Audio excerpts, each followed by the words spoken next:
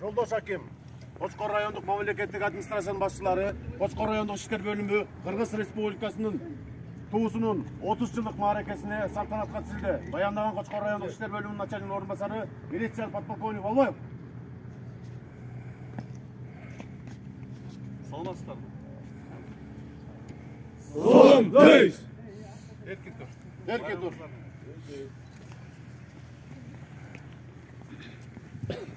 Кыргыз Республикасынан туусу көтөрүлөт.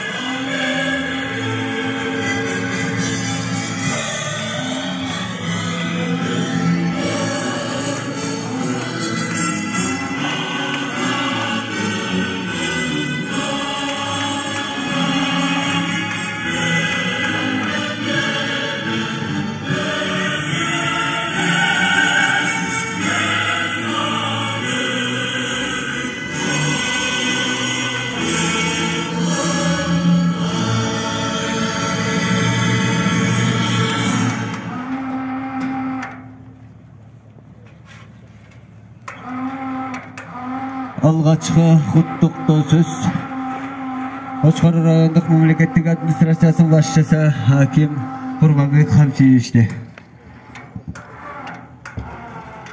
Саламатсыздарбы?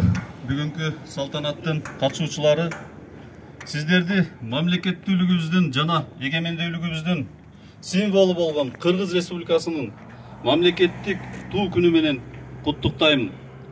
1000 жылдыктын аягында тарых бизге Кыргыз мамлекеттүүлүгүн кайра жаратуу жана уникалдуу мүмкүнчүлүгүн берди. 1992 жылы 3 мартта Кыргызстан желеги биринчи жолу көтөрүлгөн. Бул желектин астында өлкө оор сыноолорду башынан өткөрдү. Бирок бардык кыйынчылыктарга жана тоскоолдуктарга карабастан, карапайым кыргызстандыктардын ишенимин жана эркиндикке карай жолунда бүгүн өлкө акырындык менен кайра жанданууда. Эгемендүү Кыргызстандын желеги ар дайым биримдигибиздин, Кыргызстан элинин эркиндикке, адилеттикке умтулуусунун символу болуп турсун. Бул майрамда баарыңыздарга чың ден соолук, бакыт таалай жана ийгиликтерди каалаймын. Ал эми Кыргызстандын мамлекеттик желеги өлкөнүн бейпил асманынын астында ар дайым бийик желбиреп турсун. Баарыңыздарды дагы бир жолу майрамыңыздар менен куттуктайм.